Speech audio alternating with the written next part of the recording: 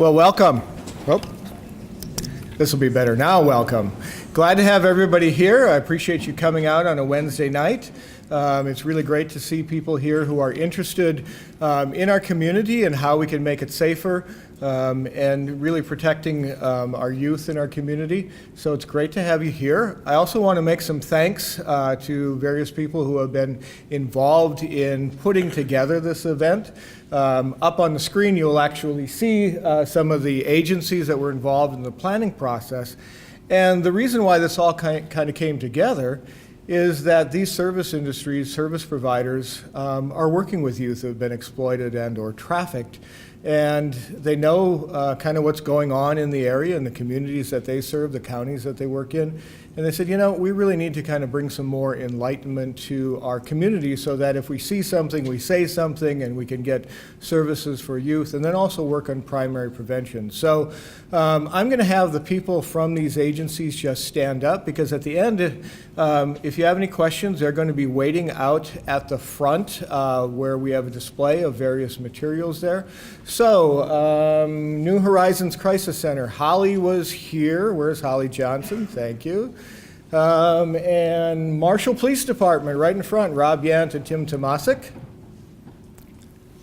From Smock Family Planning, Liz, there we go, Liz is here, didn't even get to announce there. Also, I guess I do want to make mention of the Southwest Crisis Center. I'm the regional navigator, my name is Alan Bakke, but then also want to have Sarah Wall stand up, wherever Sarah was. Sarah is my executive director. We are the Crisis Center is located in Worthington. We serve 5 counties to the south, but we are a safe harbor agency where all of our people are trained to be able to work with sexually exploited and sex trafficked youth as well. And then also we have a couple of people from SMSU who are going to be part of our evening tonight. And then also our thanks to Studio One for actually recording this. So fantastic to have everybody else involved. And am I missing anyone else? Oh, did I miss Rap already? Becky, did I? Oh, I'm sorry. And Brittany, where's Brittany? There we go, Brittany. Thank you very much. So it's a pleasure to have been working with all of them. And tonight, as we get going, we're going to have a time at the end for questions and answers. But sometimes I know for me, I forget my question by the time I get to the end. So if you have a question at any time, you can jump in at that time. Becky's going to have a microphone. You've got that there right now. So if you have a question, just stand up. Becky will get around to you, because we want to make sure, too, that your questions are heard by everyone and also captured by Studio One. So again, if you have a question, just raise your hand, stand up, and we'll take care of that right then, and then address more questions at the end. So for tonight, the purpose of our gathering here tonight, we really want to create a whole lot of awareness, and what we're going to want to do is awareness about sexual exploitation and sex trafficking in Southwest Minnesota. We'll kind of talk a little bit about the difference between exploitation and trafficking.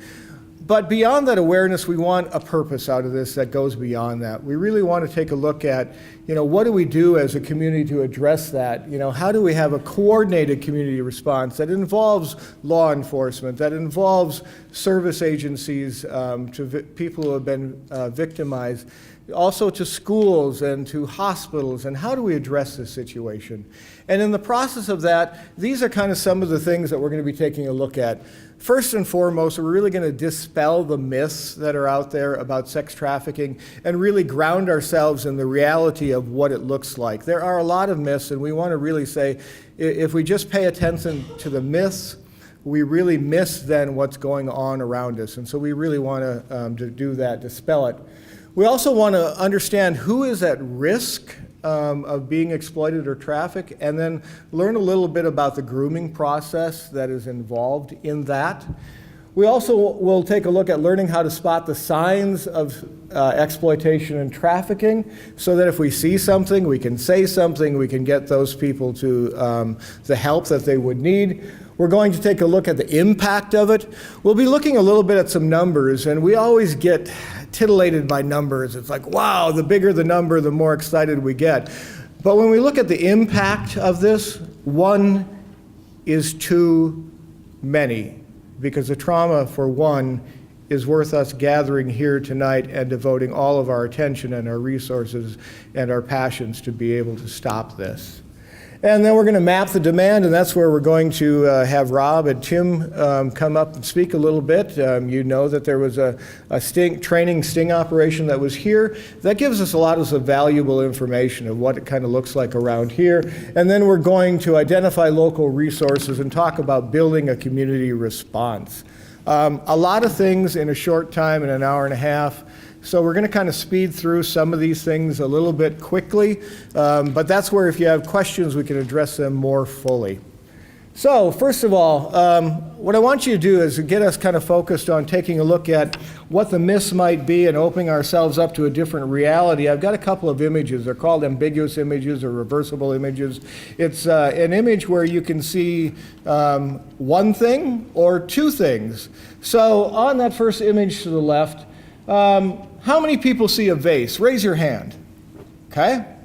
How many people see, and the vase, for those of you who didn't see it, the vase is the white part, surrounded by the shadowed black part. How many people see two faces looking at each other? Okay? How many people see both? Okay? On the right side, we have two different images there. There's an image of a young woman. How many people see the young woman? Okay? How many people see the older woman? How many people saw both of it from right away? Yeah, we really want to take a look at perceptions and how we see things and what things are really apparent and what things may be underneath the surface and try to make those apparent. Because if we look at exploitation and trafficking, especially because it's informed by a lot of things by our culture, by movies and by videos, really the perceptions that we have aren't totally fully developed. So, what is human trafficking? Well, human trafficking is about slavery. It's modern day slavery. It's obtaining or holding someone for service. That's the definition that we're going to be looking at in human trafficking. There are two different forms of human trafficking. There's sex trafficking and labor trafficking. There are intersections between the two, but we're not going to really get into too much of the intersections as far as labor trafficking and sex trafficking. Some of the signs are there. The risk factors are also very similar. And so they have commonalities there, but just for time's sake, we're going to really kind of be looking at sex trafficking here. Human trafficking is actually the second largest illegal criminal activity in the world. Anybody know what the first illegal criminal activity is? Anybody want to venture out? Yell it out. Drugs? Murder? Nope. Good question. Well, we really look at in these types of things, and this is a little bit of a trick question, because when you see in the human trafficking part, we've got two parts. We got 99 billion from sex trafficking and 51 billion from labor trafficking. Now, if I just took either one of those off of there, drugs would be number two. The only thing that's actually larger than all of this when it's put together is the illegal sale of arms across the world. That's the only thing, and you think of how that goes. A tremendous amount of money is going on in sex trafficking. And the reason why is very a simple thing. I have this handy-dandy little clicker. Everybody like this handy-dandy clicker? Nod your head. It's really a great clicker, right? I love this clicker. Man, I can do things with it. Now, if I find somebody who really likes this and they want to buy it, and I say, would you like to buy this? And you say, yes, because I love that. Yes, I love that. Okay? Yes, she loves that. So I sell this to her, and I make some money and some profit off of it. But if I'm in the clicker selling business, what do I have to do? I've got to go find another clicker type thing and pay for it, and then find somebody else who likes it as well and sell it again. Within human trafficking, whether it be labor trafficking or sex trafficking, the item for sale is far more valuable than a clicker.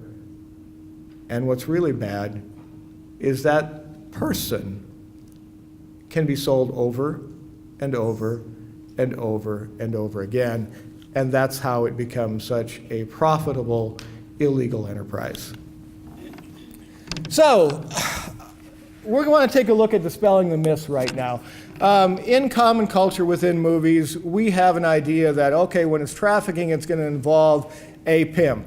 Traffickers, often the kind of slang language is called pimps, and this is kind of what we see in movies and in culture. We see somebody who's wearing the hat, the cape, the cane, the rings, usually black too, so there's a little racist part of it, and driving the Cadillac. And we'll also see him surrounded by women. That's what we kind of see as traffickers, as pimps. Now, we might go, so, you know what? I never see anybody like that around our streets. You ever see anybody like that? No. So guess what? Trafficking doesn't happen in Marshall, Minnesota, does it? Because there's no pimps. Well, if that's what pimps look like, no, we don't have any. But it's not what pimps look like. And we also then kind of think as far as trafficking. Anybody ever seen the movie Taken? Okay, well, the movie Taken is about an abduction of a child and was sold then into slavery, sold into sexual slavery. And so, you know, we have this fear that our children are going to be ripped off the streets. They're going to be enticed by candy. They're going to be grabbed, and they're going to be thrown into a white van. And so we even have a sense of kind of even paranoia about white vans. And we think, well, if we don't see any white vans driving around in the streets, and if we don't see anybody handing out candy like that, we don't have trafficking going on, because we don't see kids just all of a sudden disappearing. So it must not happen. And then the other thing we see in the myths that all those people who then are abducted and are trafficked look like this, that they have ropes tied around their neck, or they will be often held in different bondage forms. They'll have the tattoo of a barcode. Tattooing and branding is part of some trafficking, but if you say that, oh, it has to have this, you have to have this brand that the pimp is doing that, or we have this idea that they're just kind of lined up in a commodity of jars. And if we say, okay, so that's what trafficking looks like, and we don't have any of that stuff going on, or we don't see any of that, we must not have trafficking. Yes, those things do happen, that you do have abductions. Yes, you do have maybe some people who are more flamboyant as the traffickers. And yes, there is force. There can be force involved in the people who are abducted and compelled to do this. But that doesn't mean that that's the only way. Remember the perceptions. Is it a vase? Is it two people? Could it be both? We want to be looking at expanding our understanding of what it looks like. So, for those of you who are really loving legalese, here becomes a Minnesota state statute. The reason why I put that up is not to confuse us too much, but to kind of take a look at expanding what trafficking all involves.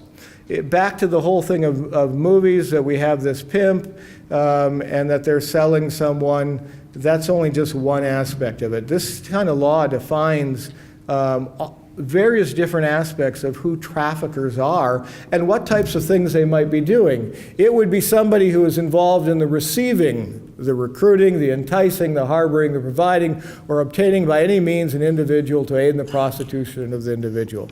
Notice all of those ing words, all those action type words that are going on. There can be a lot of activity and a lot of people involved in trafficking. So I just bring that up not to confuse us with legalese, but to see that there are many different, there can be many different players involved. This is the definition that I like most. This is kind of a working definition for us. A couple of different things I want to pull out of that. It's the use of minor for any kind of sexual activity in exchange for money, in exchange for drugs, or in exchange for something else of value. It doesn't have to just be cash involved. Often when there are gangs involved, there's kind of this culture, this prestige, this honor that is gained there by being involved in there, this street creds. But we often look at that, and our words has often been prostitution. Or it could be the use of a minor in a sexual activity in exchange for food, shelter, or other basic needs. And we look at that as survival sex. At this point, I always say this when I do these presentations. I have never been in a situation yet where my life personally has been to the point where I would do something that I would never ever think that I would do. I've never gotten to that point in my life yet. But I can imagine that we all have that breaking point, that we all have that place in our life where we would do something that we couldn't even conceive of ourselves doing right now. And so in this case, there are a number of youth that I've worked with in the year and a half that I've been the regional navigator who have been in survival sex, that they have been homeless, they have been on the street, they have come from situations that are just awful, horrible things. And for them to be able to survive, to have food, to have a place to stay, that was for them their only choice. And I always say this, a choice between two bad things is not a choice. And so in this situation, there are a number of youth who get involved in exploitation and trafficking simply as a way to survive. And then also the use of a minor in pornography, stripping, sexually explicit performance or photos. Yes, sexting actually can be part of this as well. So we're going to take a look at doing the math here, just to be able to talk a difference about exploitation and trafficking. We looked at the working definition of exploitation. All sex trafficking is part of exploitation, but not all exploitation is sex trafficking when we talk about this.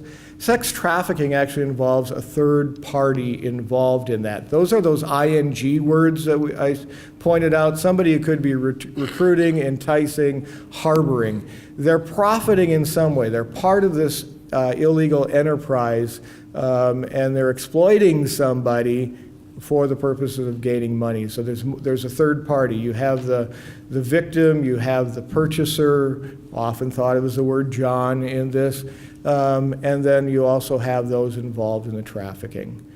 Exploitation and trafficking both are illegal. Both are morally wrong.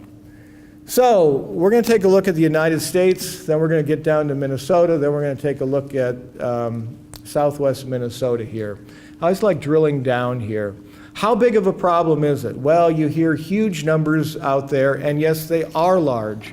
It's believed that at least 100 to 300,000 youth are at risk of commercial sexual exploitation, being sold for money in some way. 100 to 300,000 youth every year at that. A little bit about the demographics from the youth who have been exploited, commercially exploited. The average age of entry is 12 to 14 years, so it's something that happens very young. We'll be looking at one of the reasons why, both in terms of demand and also in terms of vulnerability as well. Another correlation in here of some figures here, the National Incidence Studies of Missing Abducted Children talks that there's about 1.6 million youth who run away every year. And there is a stat that says that 1 in 3 teens will be approached by a trafficker within 72 hours of leaving home and becoming homeless. So there's a high vulnerability there. It doesn't mean that of those youth who are approached that they will be trafficked, but it shows the vulnerability that is out there.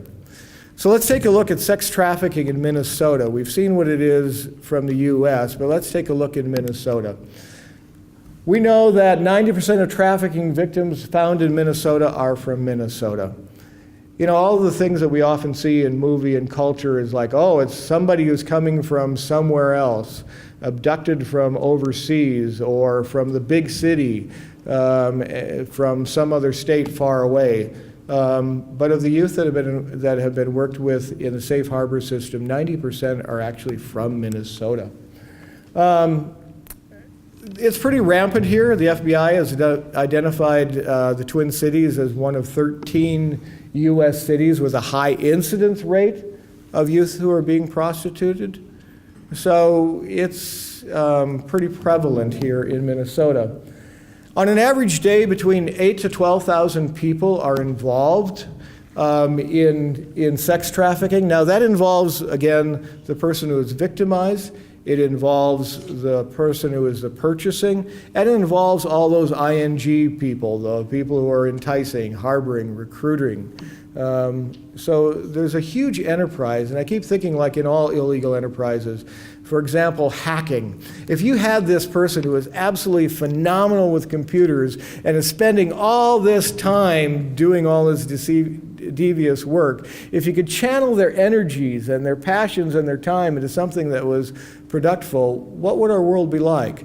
Think about the same thing with sex trafficking and exploitation. If you took all of those people who are involved in this, all the people who are in the traffickers and the purchasers, and we're able to take their efforts and their labors and all of those things for good, what would our life be like? What would our world and our society be like? In 2010, investigators from 3 states determined that Minneapolis was the home base of a large sex trafficking ring, intergenerational one.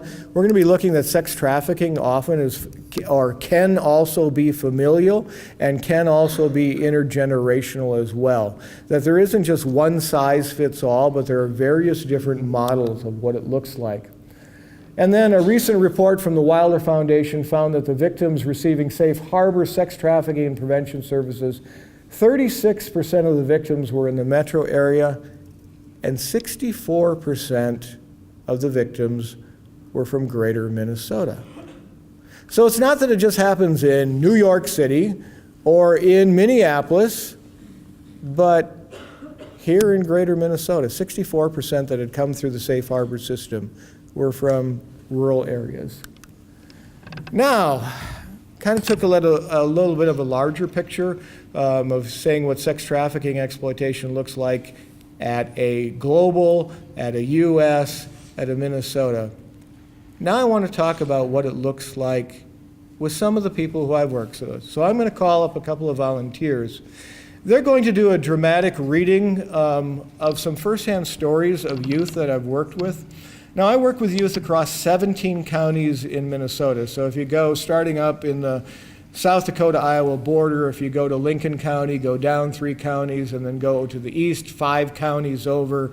So it takes you up through Mankato and LeSueur area, and that's the service area that I cover. Very rural areas, not huge metropolitan areas in any way.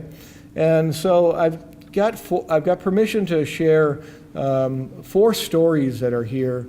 The names, of course, have been changed, and some of the circumstances have been omitted or left out so that a person couldn't figure, I know where that's at. And also as a disclaimer, none of them happened here in Marshall. So if anything looks, or in Lyon County, if anything sounds like, well, I think I know that person, no, it didn't happen here.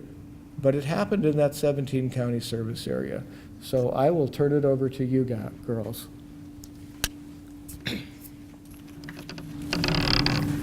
Braden's story. My parents don't get me anymore. It seems like all we do is fight.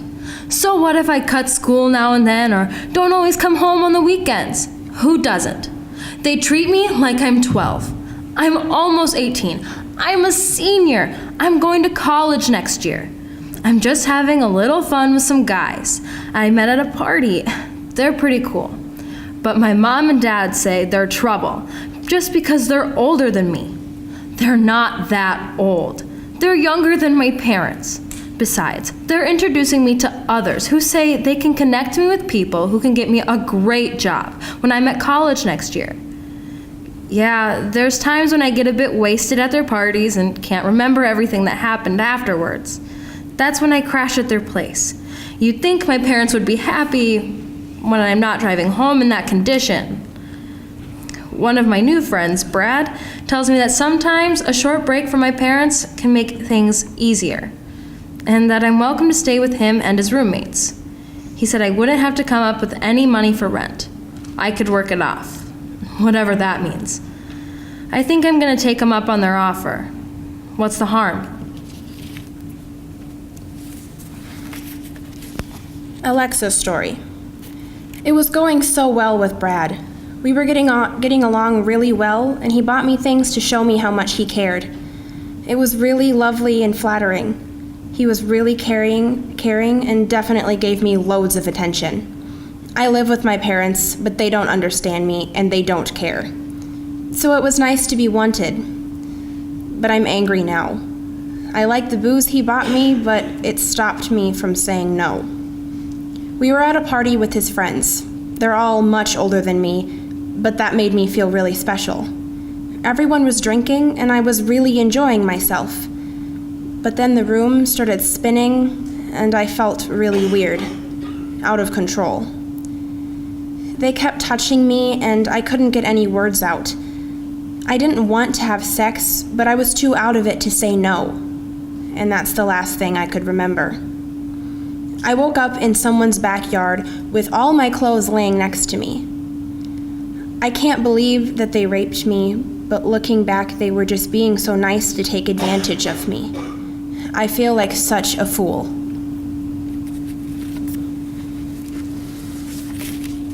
Hannah's story. He buys me things, and I like it. It's all normal, isn't it? My parents don't have much money, so it's great that my new boyfriend, Steve, buys me nice things. I've got a great phone, and for once, some decent clothes. I feel like I've got what everyone else has got. And finally, even better, he takes me to bars, even though I'm not legal, and buys me a few drinks. Well, actually, quite a few. He says he loves me and wants to be with me forever. My parents and my old friends don't understand me anymore. He's right about that. So I don't see them much. I've moved out and I'm living with Steve. We have sex and that's okay, I guess. He says I owe him that much. That's normal, right? He gets me everything I need, but I can't be bothered to go to school much. I fall asleep a lot when I'm there anyway. I don't care. He asked me to have sex with his friends too, and I don't really know how to say no. And he's getting angry. He's changing. He's not looking after me as much. It makes me feel like I'm a nuisance. I think I'd better be nice to his friends. I don't think I've got a choice anyway. Grace's story. I didn't know that sending him pictures could cause this much trouble. We were seeing each other, Ross and I. He's a bit older than me, but we really connect. I met him online. We chatted for nearly 3 months before we even met. He takes me to parties and has introduced me to his older friends. He's so cool. But that's the trouble. He's really popular and there's always a load of girls around him. So when he said that I was being uptight and that he'd stop being with me and giving me things, I felt forced into sending him pictures of me undressing. It felt a bit weird to start, but he said that he loves me, and then I didn't care, and I sent him loads of them. I never thought that he'd put private pictures of me online. He did it because I wouldn't sleep with his older friends. Now, the pictures are everywhere, and he's got more that he's threatening to put out there as well. Even worse ones. I don't think I have a choice anymore.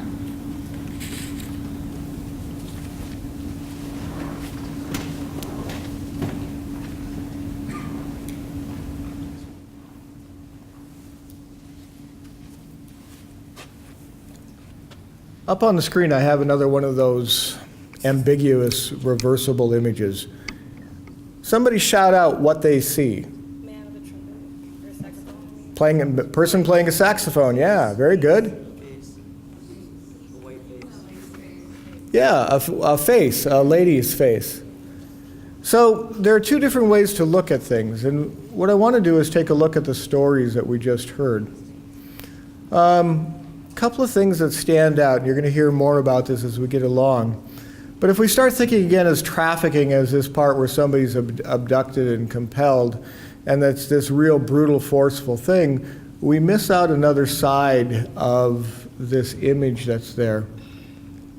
These images that were portrayed by the forensics department youth from SMSU show a picture of someone who has been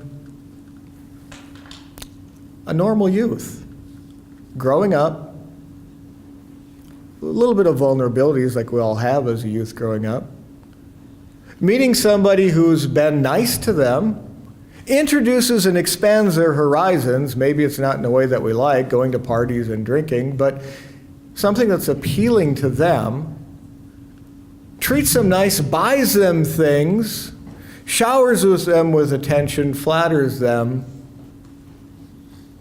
and then it starts to turn. Where whatever that relationship was that started out, now all of a sudden becomes the other perception, the other side, something that's far more brutal, far more ugly, exploiting and leveraging that to say there can be even more. So, a couple of things I want to kind of talk about here. Victims are often tricked. And there's a grooming process that's there. Each of those stories kind of showed that part where they were tricked into this, and where they were groomed, where it started out in what seemed to be a fun relationship. Victims also may not even realize at the time that they get involved that they're being exploited. They're just having fun. Or somebody's going to connect them and provide some work for them, or a job, or money, or something that's going to come in. They don't see themselves at the time as far as being victimized. And sexual exploitation of youth, acronym SEY, is a form of sexual abuse. It's where the people use their power, their resources, their leverage, their status, to be able to control and extort the youth and sexually exploit them. I'm going to go back. SEY can take many forms. It can happen in person. What is happening more in our area is really online. A lot of the relationships first begin online. You start out with sharing an interest. How many here like music? Okay? How many here have ever connected on any type of chat room that's about music and talking about, oh, I love the Beatles, or I like whatever music? Anybody ever been involved in any of those? Probably a little bit older group. Nowadays, the place where younger people connect is online and platforms, social media, being able to interact with people just like them who have interests just like them. And often in those situations, it can be an avenue for someone who wants to exploit, to create that relationship, to groom, to entice, and then later to abuse. The relationship always changes in this because it's not about a true relationship. It's about power, it's about control, it's about money. And who are the offenders? Well, usually adult men, can also be women. Other youth can be there. And who are the victims? Well, often children, often young. We saw that the average age of entry is between 12 to 14 years old. They can come from any background, any gender, any vulnerability. Who's at risk? Anyone and everyone. So, let's take a look at the youth who are at risk for recruitment, so that if we see something, we can say something. Now, just because somebody is at risk doesn't mean that they will be exploited. It just means that there is that potential for it to happen. And these are some of the characteristics that we see. They're mostly under the age of 18 years old. They often walk to school, to the store alone, or drive alone. They're by themselves. They often have access to a computer, and what's even more interesting, or I guess more immediate, how many people here have something in their pocket that's very, very powerful, more powerful than the very first computer that was used in the very first man on the moon spaceship that went up. You know what it is? How many people have a cell phone? Yeah. It's a great way to connect. It's a great way to do things, but it also leaves us open to being vulnerable.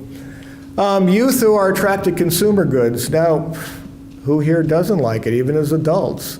We like things. We work hard for those things, and we want to have different and nice things. Youth are no different. Desire to develop a romantic relationship. Remember back when we were young. You know, God, she likes me, or he likes me. They think that I'm cool. All of us want that relationship with somebody to connect with. Sometimes feel insecure. Well, we just had a training today talking about public speaking, and one of the things that is probably makes us most insecure is standing up and doing public speaking. So adults are that way, but just think back to when we were youth. All full of insecurities. Feel misunderstood. What kid hasn't said, "Mom, Dad, you just don't understand"? How many here as adults probably said that to their moms and dads too? Yeah, we feel misunderstood in that process. Things have changed. It's not like when you grew up. How many people fight with their parents? I'm staying out till whatever time. No, you're not. Long as you live under my roof. Oh, Mom, Dad, you're so mean. I'm just going to hang out with my friends, or whatever the fight might end up being about. Sometimes feel their parents don't care. Want more independence. Test boundaries, take risks. And here's another factor that is a commonality that is much too often shared within people who are exploited and trafficked. Have experienced sexual abuse. Now, just because you have any of these risk factors, even the last one, doesn't mean that you will be exploited or trafficked. It just makes it more vulnerable for those who want to be able to tap into those things that motivate us and are part of our identity to be able to do so. And it goes through a grooming process. They try to gain your trust. They give you money. They give you drugs. They give you various different consumer goods. They get your attention. They tell you you're great, that you're the best thing in the world. I so love you. I'm so glad that you're part of my life. In return, though, they start to change that. For all those great things that they've done and the places that they've taken you to and all those things, they start wanting you to do some things. It might be that you'd have sex or do something with them or with others. It might be in one of the scenarios, taking sexual pictures. It could be looking at sexual pictures. And in any way, if you don't do these things, they make you feel guilty. They might even threaten you with violence, or they might threaten to out you. Just think what your mom or dad or your pastor might think if all of a sudden those pictures of you were made public. Oh, how horribly humiliating that would be. So they use those things to threaten it. And what I want to say for anyone who has been in a situation where they've been exploited in any way, it is not your fault. One of the things that we really have to do and take a look at in terms of sexual exploitation and trafficking is look at who is to blame. And it's not ever the victim. It's never that person who has wanted those consumer goods, who has wanted that attention, who has wanted to expand their horizons and to have all sorts of great things and to have that romantic relationship. That's not the person to blame. It's the person who uses those things for their own good. And if you're ever in that situation, there are people who you can turn to. And we're going to talk about some of the local service providers right here who are available to do that. So warning signs. I'm just going to zip through these things really quickly. Often these things happen. And again, I always do the caveat, just because these are there doesn't mean that it is happening. But if there's smoke, there's fire, is the old saying. And I think that this is kind of true here. If any of these things exist, it should be a place where a person pauses and backs up for a minute and investigates just a little bit more. Have you ever been in that situation where you're just kind of walking along and you see something out of your corner of your eye and you kind of stop and thought, Well, that's kind of weird, but then you're busy, and so you keep going. You're on your way to do your various different things. Now, what you saw may have been just perfectly explainable, but sometimes that gut reaction to something like, yeah, something's just a little weird here, a little bit different, should make us pause for just a second and kind of add things up and see if it really is legitimate or if it isn't not. And here are some of those warning signs. A new older friend, sudden unusual mood changes, a new phone or other gifts that are unexplained when you don't have the cash to buy them. Having marks or scars on their body that they try to hide, avoiding their normal friends and family, taking excess alcohol or drugs, spending a lot of time online or on mobile phones, skipping schools, not coming home, going away, or unexplained absences.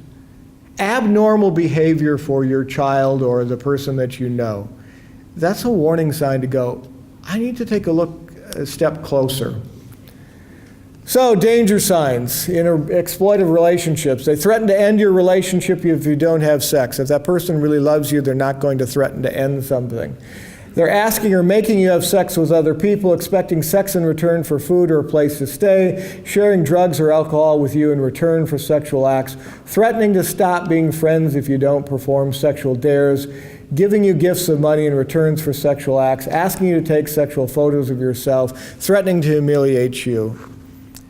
If any of those things are happening, a person has to ask themselves, but when you've been wooed and groomed and put into this, you don't realize that at that time that these things are abnormal. The abnormal has become normalized in your life. But in any of these types of situations, we're looking at exploitation.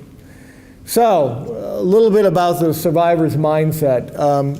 The people who have been victimized don't see themselves often as a victim. They don't see this as something that's been horrible that's happened to them. They don't know how they got into it, but they definitely don't see themselves as victim. They're often fearful and distrustful of system professionals. To date, I've been doing this for a little over a year and a half. I've yet to have anyone who's ever come up to me and say, hey, Alan Bakke, I want to talk to you because I've been sexually exploited and sex trafficked. Any of the police or sheriff people, or anybody ever come running up to you and say, I've been exploited or trafficked? Yeah, because we look at those people and we go, I don't know if I can trust them. I'm already being abused and exploited by somebody else, and these people just might make me more in trouble. They have deep loyalties and positive feelings for their abuser. Quite often they see themselves as, this is my boyfriend. And my boyfriend, while he may do some things I don't like, he's my boyfriend. He cares for me. They definitely may be coached to lie in situations, especially with police, when police will apprehend somebody and it could be just a traffic stop and there's also someone else in there. How do you know this person? What's going on in here? The story has been rehearsed in times before. Don't say anything. This is a story to say. Drugs often play a role in this for different reasons. One, it's just a part of a lifestyle. Two, it's a way to be able to gain control and keep control over a person. And three, it's a way to cope with the trauma that's going on. Drugs are very much a factor. I'm just going to kind of zip through some of the different impacts here. But this, going through this type of trauma will affect you in many ways. There will be a psychological trauma. There's a physical trauma that can take place. It might be STDs and STIs. Could be substance abuse, as talked about before. There's an emotional impact. There's anger and there's rage. There's deep emotional pain. There's self-loathing, self-blame. There's a social impact and alienation from all of your friends and family, the people that you've been with. There's an disempowerment that goes on. There's a spiritual impact where there's despair and hopelessness, a lack of faith, a lack that God could even believe in you, and so there's not this belief in a spiritual power. So whether it be 100 people who are being exploited, 1,000 people, 1 million people, 10 million people, or one person, this type of impact is very severe and requires our attention of doing something. Want to take a look at a little bit of that triumvirate, the people who are the trafficking, the people who are buying, and the people who are victimized. Characteristics of traffickers: they can work alone, they can be part of a larger group, they can be interfamilial, they can be intergenerational. It has no limitations in that whatsoever. It's a very lucrative business. You can see by these numbers why a trafficker wants to maintain control over someone. It is a way of excess wealth for some. So, mapping the demand. Like I said, I've been the Safe Harbor Regional Navigator for just a little over a year and a half. And in that time, I served those 17 counties in this corner down here. And in that time, I've worked with nearly 80 people in case consultations. And I remember when I first took this position and I was telling my brother what I was doing after I left the Community Action Agency. And his thing was, really, you think that happens down there? You know, he's living in a metro area and he's gone through all of those stereotypes of where it could happen. And of course, my answer, since it was my brother, I didn't want to, get into a fight with him and say, yes, it does, and here, I'll show you the proof and all this stuff, but saying, well, I don't know for sure how large it is, but yes, I do believe that it happens even down there.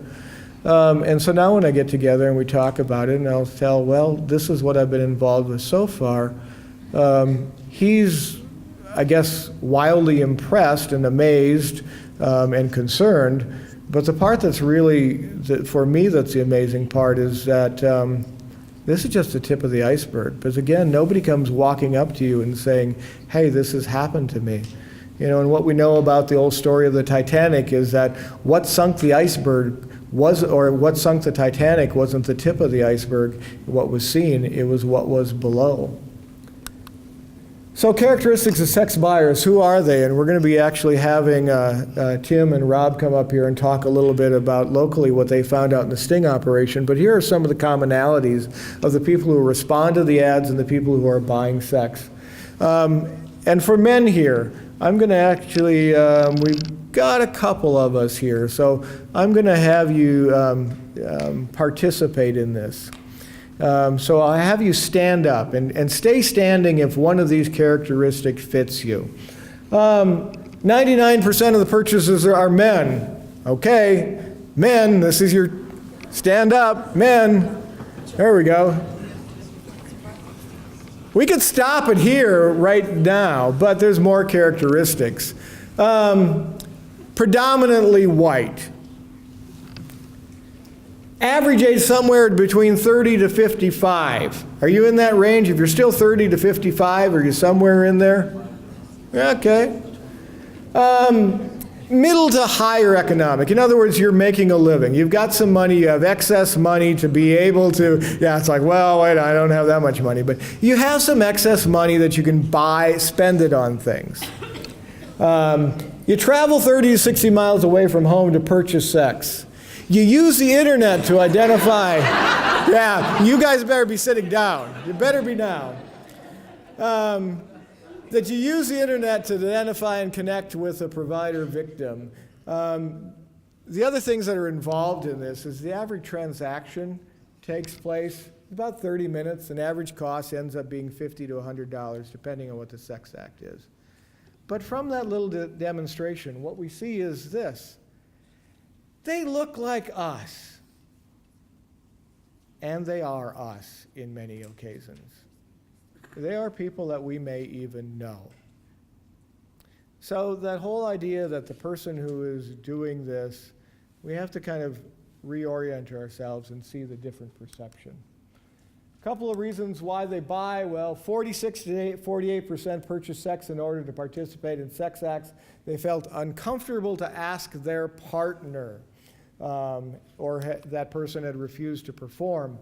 43% stated that if a man pays for something, they should be able to get it. That if he pays a woman for sex, she should do anything he asks.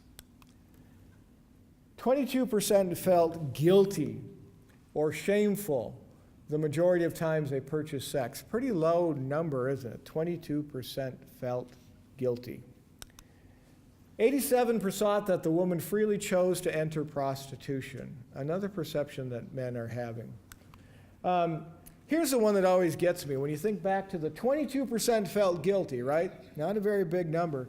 But 80% of the men thought prostitution had a negative impact on communities. So we think it's a bad thing, but only 22% of us feel guilty. Kind of different. Why do they say they do it? And here's kind of what our culture, boy to man initiation. It's a rite of passage. It's the groom-to-be, the last hurrah. It's the one that I always just, having been a pastor, and to think, oh, on the night before you're going to get married and you have this bachelor party and you have a stripper come, and it's like, and then you're going to go betroth your faithfulness to your spouse the next day. Seems kind of weird. Older man, well, you're recapturing youth, suck my gut in and I'm, a young person again. Average guy, I get the babes, it saves times and dollars. Rich guys and celebrities, well, it's that sport on the side. Military, let off the steam. You go on furlough, and here's away from having been in a very precarious and dangerous and situation of being on the front lines or however you're serving, and your way to let off steam is actually to exploit and use someone. Married father, boredom, unhappiness, workplace camaraderie, just one of the guys fitting in. That's from the interviews with them. So that's kind of what is on a generalized area. Now I'm going to call up Rob and then Tim as well after this to kind of talk about the sting operation that took place and what we can learn from those kinds of operations. Thanks. Yeah, really speak into it. Okay, thank you for coming. This is a difficult subject to deal with, and I think something we tend to think doesn't happen in our region. But again, one of the things is you're dealing with internet and other things. But it's evolved from a process for, frankly, a sting operation to identify people that take advantage of these, the internet and other such things. For us, originating from the Twin Cities, and they've been working with our task forces in the region and starting to do them more in our area. And the two things we're looking for, as with other types of enforcement, the one is to catch the people that do this, and the other thing is deter people, so that if they think they're getting someone connected online, it may not be who they're expecting. So we did this last month for the first time here in Marshall, and I'd like to have our Detective Sergeant Tim Tomasic come up and talk about our experience with this event.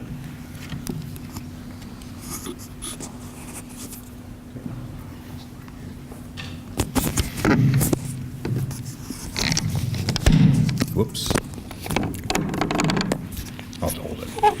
On October 23rd, the Marshall Police Department, with the assistance of the Lyon County Sheriff's Department and our local task force and the East Metro Human Trafficking Task Force, conducted a sting operation. The purpose of that, basically, was, as Rob mentioned, was to try to identify the demand end of the whole process. So in other words, we're trying to identify people, presumably men, who are in the business of trying to purchase sex from underage girls. So kind of the mechanics of the operation went the way of having agents, undercover agents and officers, pose online as a 15-year-old girl and take advantage of certain websites that are out there on the dark web, which, for those of you that aren't familiar with the dark web, it's kind of like an alternate internet that pretty much caters to illegal activities. You can buy just about anything imaginable on there. You can hire murder for contract on the dark web. It's just crazy, the stuff that's on there. But one of the things that's on there are these websites where people go to advertise sexual services, not just underage people, but adults as well. And some of those you might be familiar with. They're not necessarily on the dark web, but if you've ever heard of Backpages, which has been taken down now is no longer operational, I understand, because it was just being inundated by this sort of activity. And then even surprisingly, Craigslist was also being utilized by folks that were in this sort of business. So, which I think that they've taken steps too to kind of eliminate their personal ad component, I think, if I understand that correctly. Anyway, the name of the website that we used, I can't remember exactly what it was. It escapes me right now, but we had agents pose online as a 15-year-old girl. The operation started at about 9 in the morning, I believe, or 10 in the morning. Within minutes, we started getting responses from people, men, who were interested in hooking up basically with this 15-year-old girl who didn't really exist, but our entire contact with them was pretty much online. So it was all online conversations, trying to communicate with these people. And of course, from an investigative point of view, we have to be careful that we don't get involved in entrapment. So, which basically would be to set the conditions that would lure someone in who wouldn't normally be involved in that. So we have to be careful sort of conversations that we have with these people. So, but basically what it boiled down to was that we had to make arrangements with these people. They had to express a desire to meet up with a 15-year-old girl, to pay money for some sort of sexual contact with them. And so as it turned out, many of our contacts did not follow through. The vast majority of them did not follow through, but there was many inquiries on our website where they're asking questions about this alleged 15-year-old, trying to determine where they were at and what their price was, details like that. If you read the paper at all or listened to the news or heard about the results of our operation, we ended up making 3 arrests. And all 3 of the men that were arrested fit the criteria that was just up on the board here. They all were middle-aged white men, all were married, and all were trying to solicit sexual contact with a 15-year-old girl. You may think that 3 sounds like that's a lot of people around here to be involved in this sort of thing. Well, we actually had over 600 inquiries on our website from men that were trying to have sexual contact with a 15-year-old girl. And the farthest one away was from Omaha, Nebraska, who wanted to drive to Marshall but couldn't do it that day, wanted to know if she was still available on the weekend. So we weren't going to run the operation again on the weekend, so that person, we didn't have any more contact with them. But a number of other men contacted us and started having a conversation with the undercover agents, and once they found out the person was 15, then they didn't want anything more to do with it because they were looking for adult women who wanted to prostitute themselves. So it sounds like a number of them had morals. So, we were just kind of really shocked by the number of contacts of men that had reached out and ended up trying to make connections with this 15-year-old girl. 600, we just thought that was just really way out there. But anybody have any questions on the operation itself? I'm not going to go into a lot of details as far as the mechanics of how the investigation works, because I don't want to give away any trade secrets. But interestingly, one of the guys that we interviewed all the guys, all 3 of the men, well, I should say 2 of the 3 men, agreed to talk to us afterward. One of them claimed that this was all a big mistake, that he had spotted this 15-year-old girl online. He wanted to come and talk to her to try to get her out of this lifestyle, and he wanted to kind of preach religion to her. And this big wad of money that he had in his pocket, he was going to give to her to get her out of a lifestyle, which kind of made a compelling argument until he didn't really have an answer why he had a box of condoms in his pocket. So,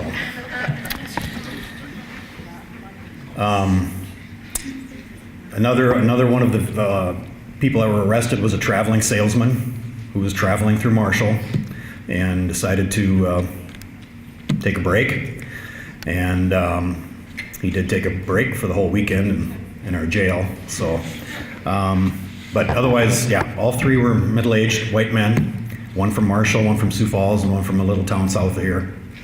Anybody have any questions at all about? Yes, Lori. At 9 o'clock, what time did you stop the sting when you got that many hits? We stopped at, I think, at 5 o'clock. I mean, we could have kept going. You could do this 24/7. I mean, these people don't sleep. And I mean, they were just kept coming and coming and coming. And at some point, you just got to say, we can't do this anymore. So yeah, it was a full day. We had I think it was eight officers manning computers that were constantly in communication with these people. And then once someone agreed to come to Marshall, then they had to kind of make arrangements to meet at a certain place, and the men all agreed to pay a certain amount for whatever they wanted, and that sort of thing. So, but yeah, it could have kept just going and going and going. We really had no time did it ever slow down. So, What sort of consequence are they going to get? well, they're charged with solicitation of a minor for sex, which is a felony. As far as the consequences, I'm not really sure. That's done. There's a lot of other factors involved as far as their criminal history and that sort of thing. So hopefully they'll be looking at some jail time, and probably have to register as a sexual predator. Any other questions?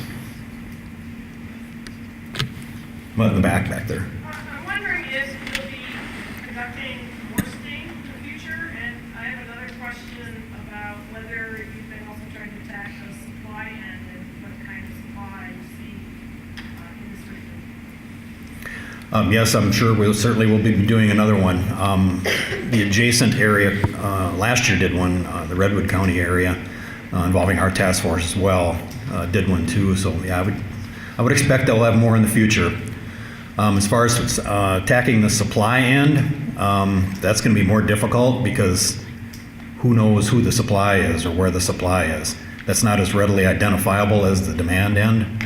It's easy to, I shouldn't say it's easy, but it's operationally, I think it's more feasible to try to identify who is wanting these women or girls, as opposed to trying to identify the girls themselves, at least from a law enforcement perspective. That might be more easily done by some of the social agencies as far as interaction with potentially vulnerable victims, maybe identifying the supply end before that ever starts.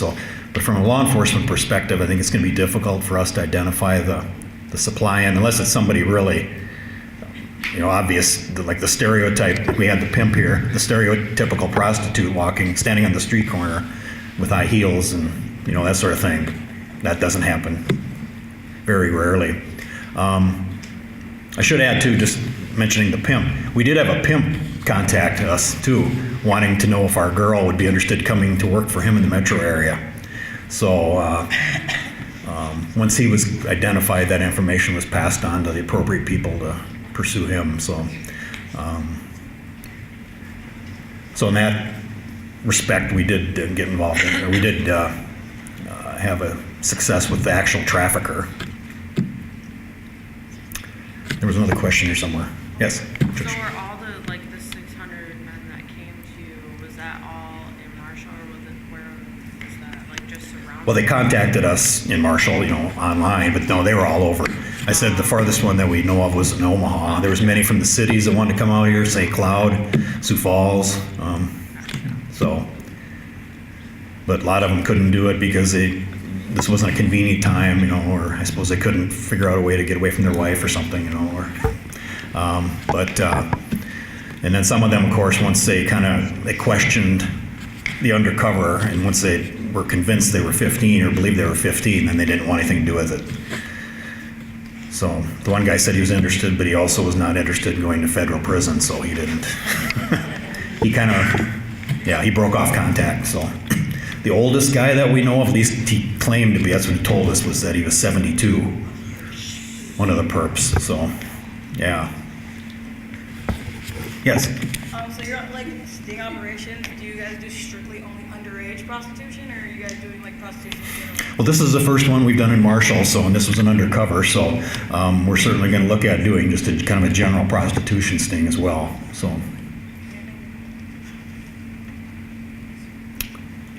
anything else? I'll turn it back over to Alan. Thank you.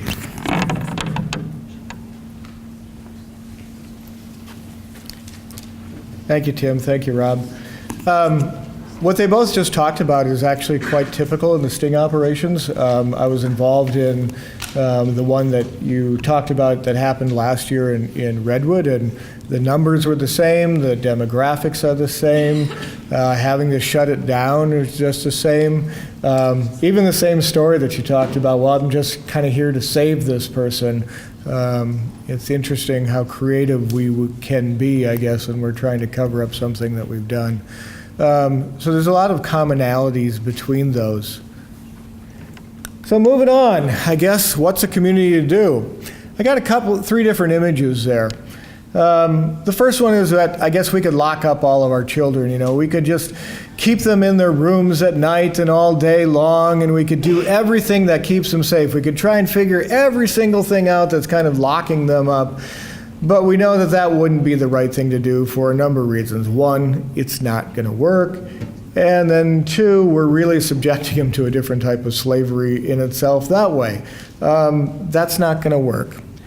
I guess since 99% of the perpetrators are actually men, I suppose we could take a gun and shoot all men, but that's kind of, pardon the pun, but overkill, because it's not 99% of men are bad are doing this. It's just 99% of the people who victimize happen to be men. It's only 1% are women.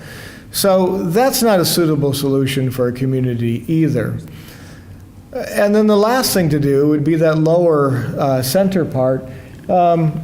We've heard the saying, an ounce of prevention is worth a pound of cure. That really kind of needs to be where we address, you know, how do we do primary prevention? How do we work with those in shutting down that desire and want to exploit and purchase girls and women? How do we change that? If we could prevent that, we would take care of that 99% right there. You also talked about, as a social service agency, how do we, you know, as different services, how do we work with youth who are vulnerable in helping them to understand what is a healthy relationship and what is exploitation?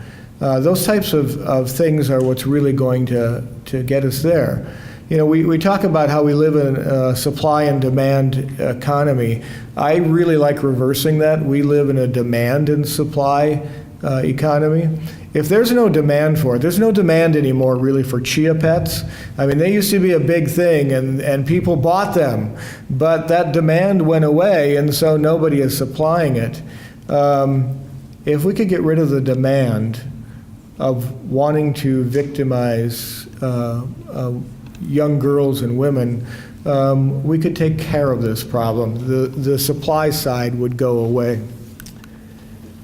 One of those ways that we're going to be able to deal with that is really challenging our cultural norms. I've got a number of different images there that a colleague of mine has used, and I really like those. We need to challenge, and I guess I'm going to go back to men, being one of them, is that we need to take a look at ourselves here, and we need to challenge those norms that are there. Men wear the pants, the sense that I'm entitled to it. Remember back to one of those slides, one of the reasons what people said that they did? Well, I paid for this, I'm entitled to do that. That sense of entitlement that we can falsely have and erroneously have, we need to address that. But everywhere you look on billboards and in any type of advertisements, you will see that being perpetuated. You also see, like in the Mr. Clean ad, this Mother's Day, get back to the job that really matters, that women are there to service men in any way and to take care of men. That's just as erroneous as men wearing the pants. Then you think of the Nike ad, one more thing for men to rule, the sense of this entitlement again, that we rule all these things, and so then we're going to do whatever we want. And then to take a look at that women are just a commodity, like what we would find in a vending machine. That you can have any size, any flavor, any type of woman that you want. And all it takes is a little bit of money. I pulled some advertisements here, and to see how far this goes back, that we've been building this whole sense of entitlement and combining sexuality with commodities, because we're commoditizing women is what we're doing. It's been done for a long, long time. It was interesting in the research that I found. You see that ad where it says Pearl there, and you see the naked woman? Can anybody guess what that might be selling? That's usually what's there. This one actually, that's a very good guess. This one actually dates back to 1871. It's the first known advertisement that links sex and a product, and the product happened to be cigarettes. So there you are, men were the ones who were mostly smoking cigarettes, so we're going to put this naked woman on there, and we're going to equate man, smoking, and sexuality, naked women together. In 1885, it's kind of interesting. When I was a kid growing up, I used to get Bazooka bubble gum and then other bubble gum where you get trading cards, baseball cards. I used to collect baseball cards. In 1885, there was another tobacco company that figured the way that they would increase the addictiveness of cigarettes. They came up with this idea that they would put a sexual trading card in there. They would have a naked woman each pack of cigarettes, and so you could buy that. So it starts out pretty early, but it continues on. You take a look at the ad there for the Sabrina Bell and Howell projector, equating this sexuality with this projector. You get into the 1970s, and I was reading through, and anybody remember the Clairol ad? Only her hairdresser knows, does she or doesn't she? Only her hairdresser knows. It was actually reaching out to women to kind of appeal to that side of sense of the naughty or nice. Only your hairdresser will know, but you could be either one. And so it was kind of fitting into that culture was going on there. In the 80s, then you have that picture of Brooke Shield and Calvin Klein jeans, and that the tagline is, "Nothing gets between me and my jeans, not even Calvin." And then you start taking a look at all the food, how we have hypersexualized food to be able to sell that by using women for that purposes. So we really need to challenge our cultural norms, and especially from a male perspective, of what we're really looking for marketing and what's really appealing. We have to challenge it as the very roots of us, of who we are.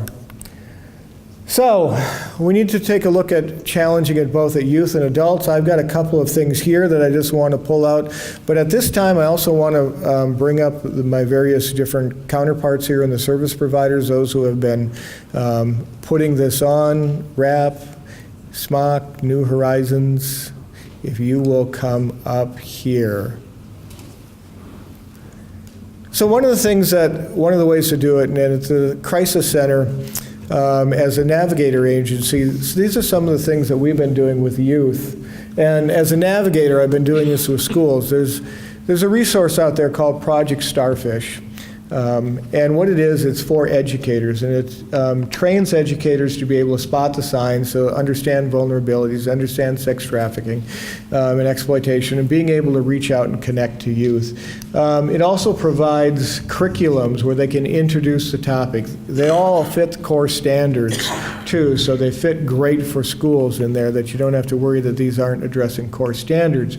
They're involved in various topics like economy, they're involved economics, they're also involved in history and poetry and in English.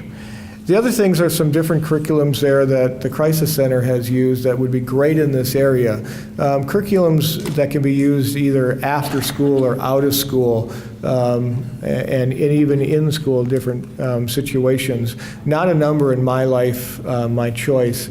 What they do is address human sexuality and what is a healthy relationship.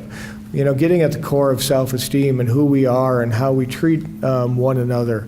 These are some ways that we can reach out to youth and start challenging those norms instead of having them being inundated by all these different advertisements out there.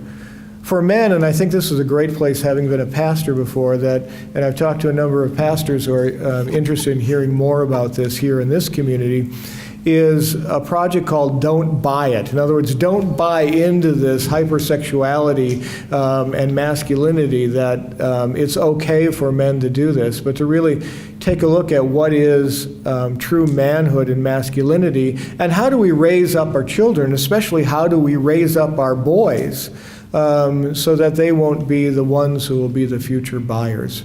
But that's just a couple of things that in the Safe Harbor Agency that I've done with. And now I guess what I want to do, and we'll see which way that we go through. I forget which one, who it is first. But, Holly, it's for you. Hi, thanks everyone for being here. My name is Holly Johnson and I'm with New Horizons Crisis Center. So if you're not familiar with our agency, we provide victim services to sexual assault victims and also general crime. And those services can vary. Everyone that walks through our door or calls our phone, every situation is different. So the services that we can offer aren't always going to be the same for each person too. So I have brochures out front. I will be out there if you guys want to hear more about our organization, our information. We also do some preventative education stuff in the school systems. Right now, we have a lot of programming going on in Redwood County in a few different schools for a curriculum called Safe Dates.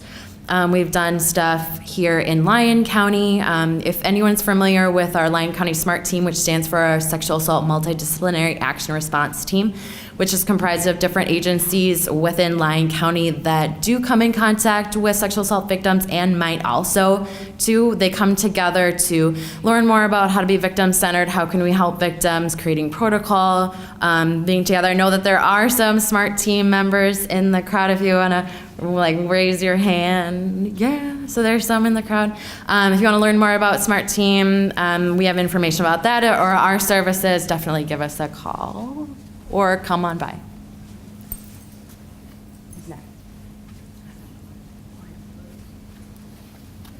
Hi everybody, my name is Liz Bunger and I'm with SMOC Family Planning, and we do reproductive health services or sexual health services.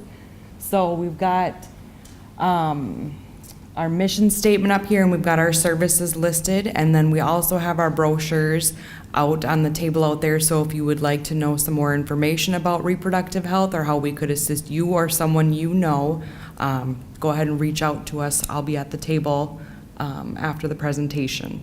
Excuse me, what's the acronym SMOC? So SMOC stands for Southwestern Minnesota Opportunity Council.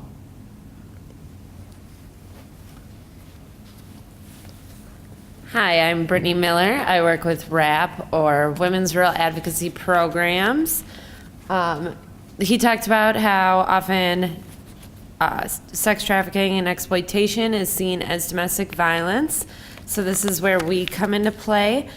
This is a list of our services. We are client-led, so any service that a client needs is where we start and we go forward. Due to it looking like domestic violence, often we are now when we do our intake process, we are asking questions to identify this because, as we said, there is no victim that comes running saying that they are a victim of this. So that is our process, and we are also out there. There's brochures, and we'll be out there to answer any questions also.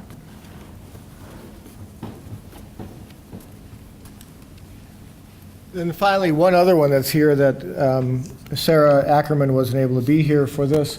But Western Mental Health here in town and in their service area also provides similar type services in some ways, but on the mental health aspect of it, as far as trauma counseling and therapy as well, getting over traumatic events, dealing with irrational feelings that often arise out of being traumatized in this way. They have some great therapy programs in talking to them. They're all built on, sliding fee scales and stuff too, so that even if you don't have insurance or on medical assistance, they're covered as well. So those are some of the service providers around here, and there are more. We talked about in the very beginning about kind of developing a coordinated community response. If we're going to end exploitation and trafficking, it's going to take all of us in the various capacities. There's plenty of room for civic organizations too. Rotary International has taken on, and same thing with Kiwanis, that work for youth, have taken on the challenge of addressing sex trafficking and exploitation. So our local service groups, if you're involved in any of those, schools certainly have a part to play in education. Law enforcement is a part of keeping people safe and doing sting operations. Now, there isn't any single thing that's going to end this. We can't arrest ourselves out of it, and we can't just deal on the other side as far as educating everybody out of this either. It's going to take a coordinated response to be able to do this. And there's also going to take a part of doing things that we haven't done before. So anybody want to speak to some things that maybe some ideas that you've been thinking of? Anybody? Anybody? Not at this time. One of the things that I want to do, because I know that funds are difficult for service providers to be able to do things. Some of those curriculums I talked about, like the Not a Number and the My Life, My Choice, would be fabulous to have in this community. Now, the agency that I work with has, in their 5-county service area, has received some funding to do that through a supportive services grant. And there will be one coming up in a couple of years that we hope one of these agencies, or in coordination the agencies, can work with to get the similar grant. But instead of waiting for 2 years, I keep thinking, is there a way that we could harness resources? Thrivent Financial has been part of putting this on. They provided some funds for us to be able to have refreshments and do advertising. So if we start taking even a look at fraternal organizations and civic organizations, is there a ways to raise funds that maybe before those 2 years come up, that one of these agencies could be able to be leading some of these activities in the school? I think it's one of the things that we really need to take a look at, to make this a priority and to say, let's bring all of our heads together and see what we can do to make a difference. Again, all of these agencies are going to be out in the lobby, but I'll still have you stay here because we're going to open it up to any questions. And if you have, also, if we don't get to all of your questions before it's finally time to go, but we're going to address them now, but if you have a question at the end that you didn't think about, you would love to ask, my email is up here, but my cards are out there, as well as all of theirs, and so they will be able to, you can contact them as well. But you had a question. Yeah, okay, like all these agencies to help us and everything, my question is, what type of screening do you do to ensure that the people who do this to these women or men or whoever aren't working at these agencies? How do we ensure? You want to talk to the screen? I can talk from my agency, but I'm guessing our agencies are a little bit similar with background checks. Yeah. But sometimes background checks don't sometimes catch everything. no. But there are extensive background checks that we all have to go through as part of the agency. And with that then too, also there's an intensive training that you go through in all of this. And usually in that aspect, you will probably even screen some people out that might have been missed through that legal process. But it's very stringent. Never can be stringent enough, though. Yes? I'd like to comment on that one. When it comes to screening or getting someone in to do some of the work with clients, they go through intense training, like you had said, 80 hours of training. And with that training, like you had said, sometimes they screen themselves out. The background checks, and then just the personal rapport and interaction with the clients and overseeing that and watching how that interaction goes during not probation time, but probation time when they first start with the agency. Thank you. We also, I know with our agency, with all the clients that we work with as well, we provide them at the very beginning a contact form that talks about if you believe that you have been misserved or victimized in this process, here's right away at the very beginning, before it's at the end, here's how you bring that to attention. So it goes directly to the executive director. Good question. Other questions? Yes. Well, I just want to follow up on that comment. I hate to even bring that up, but I think I read somewhere that in the Redwood Falls sting, that one of the persons who was caught was a law enforcement officer. I don't know if that was the same one. Yep. But I think, so I don't want to generalize and say, we have this huge problem or anything.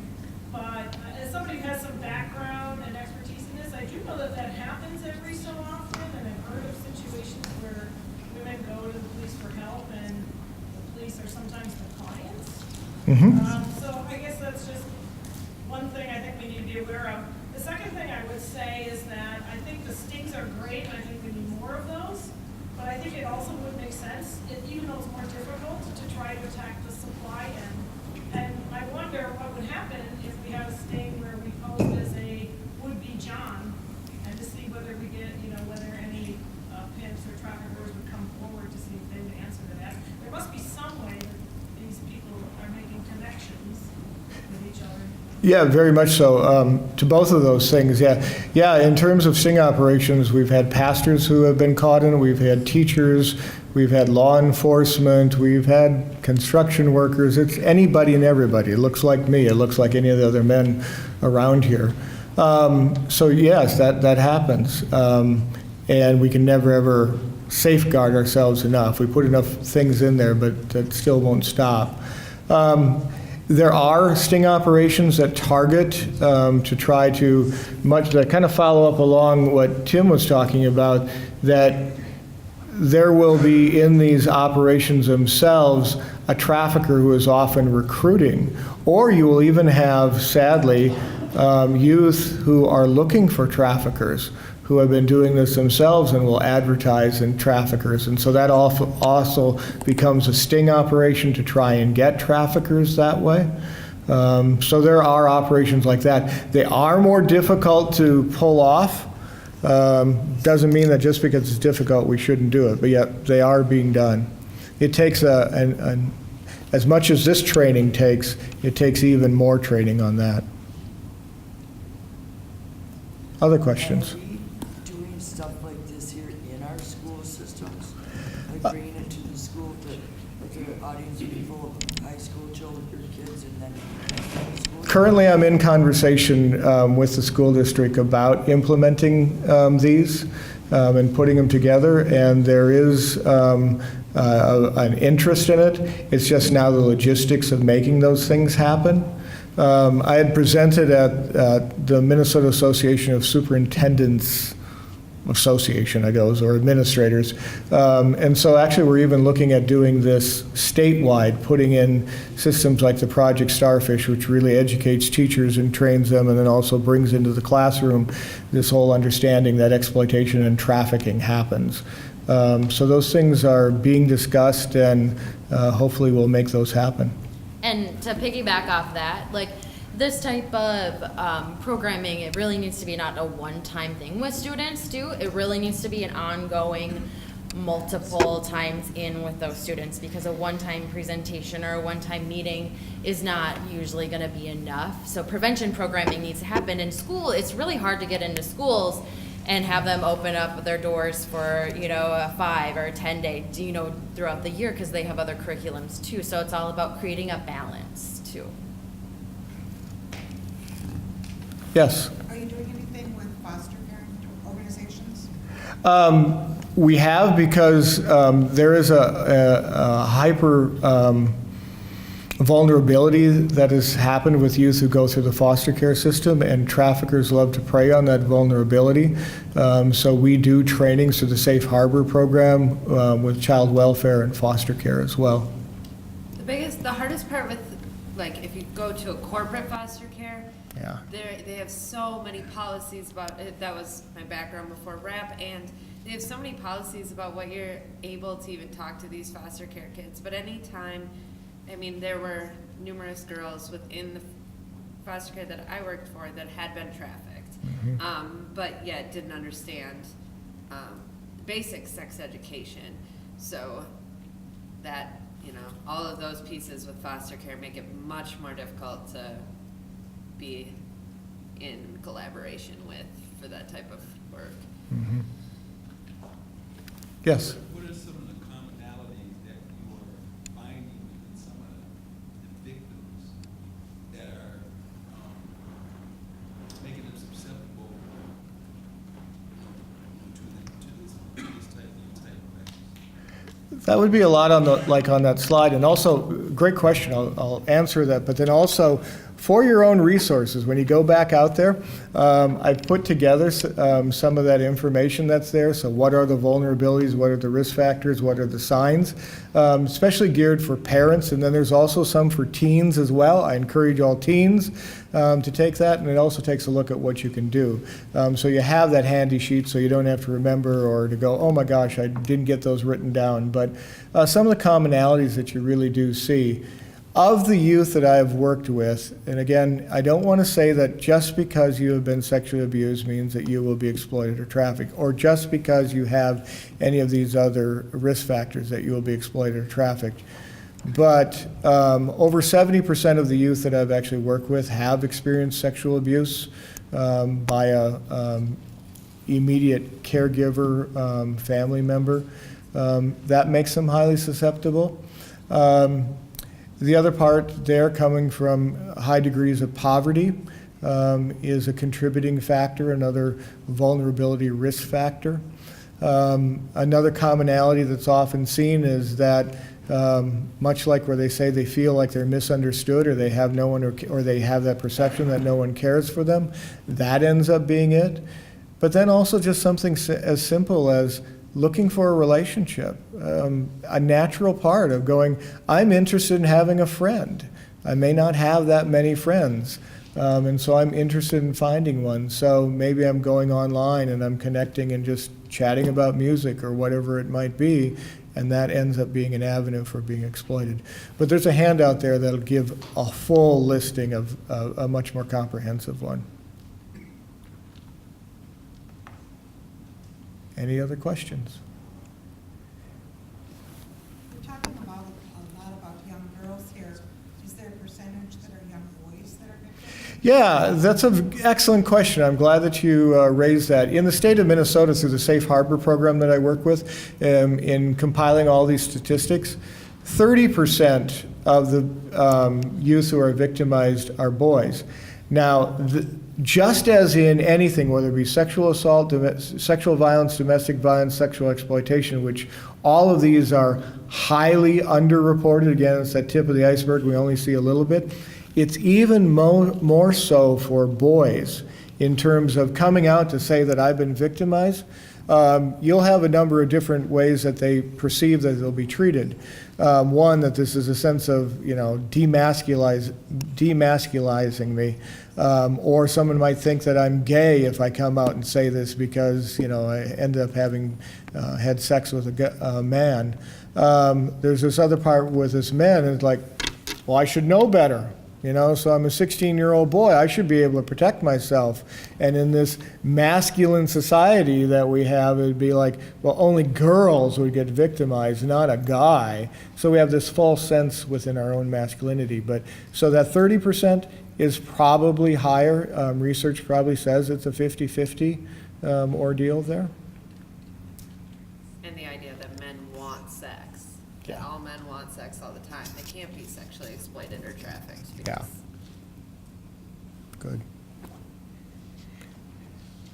Well, thank you very much for hanging in there even 10 minutes past. Appreciate you being here. You have a great night.